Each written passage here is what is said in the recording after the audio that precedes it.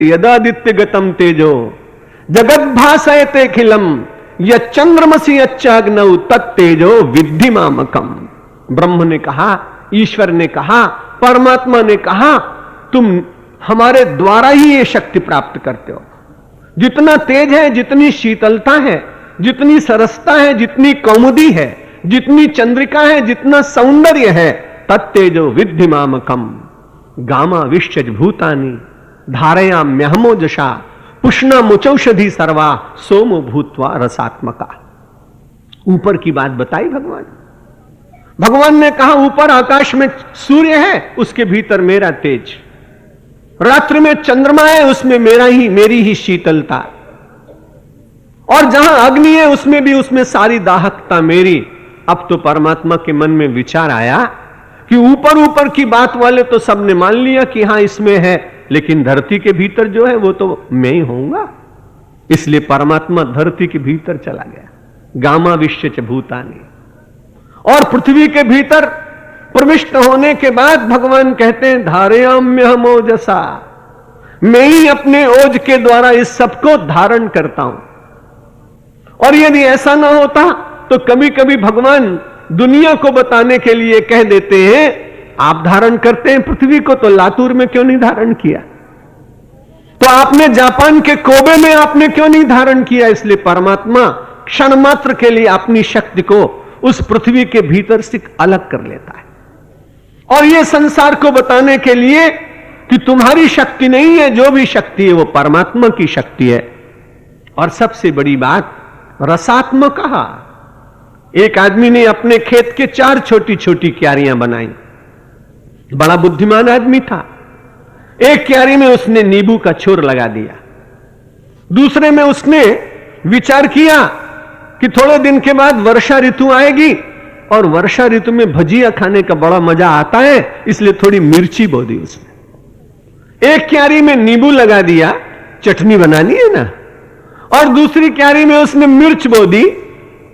तीसरी क्यारी में उसने सोचा कि गुजराती लोग तो खाली खट्टी खाते नहीं, એટલે ગોળની જરૂર પડશે, એટલે उसने शेरडी लगा दी। एक में उसने नींबू लगाया, दूसरे में मिर्च लगाई, तीसरे में उसने गन्ना लगा दिया, और चौथी में उसने केरी का झाड़ लगाया, क्योंकि चटनी बनेगी कैसे। बड़ा बुद्धिमान आदमी। उसने चारों क्यारियों में भूमि का खंड करके 4 वस्तुएं लगाई।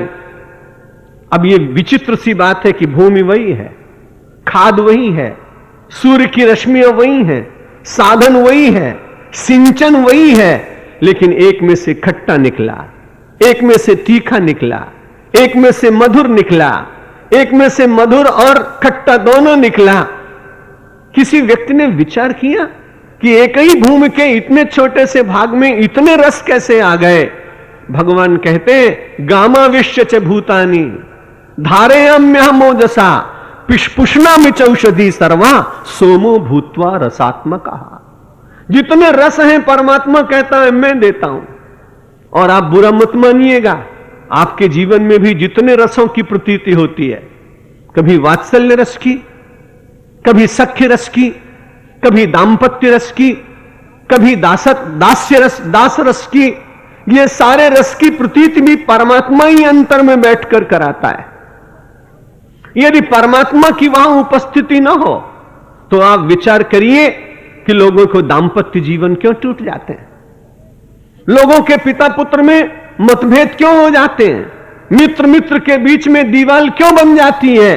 जब तक परमात्मा की कृपा से उस रस का स्रोत रहता है तब तक आपके संबंध मधुर रहते हैं, लेकिन जिस दिन आपकी उपासना घट जाती है, आप में द्वैत बढ़ जाता है, स्वार्थ आपके भीतर आ जाता है, वो परमात्मा के रस की धारा को अपने आप बंद कर देता है।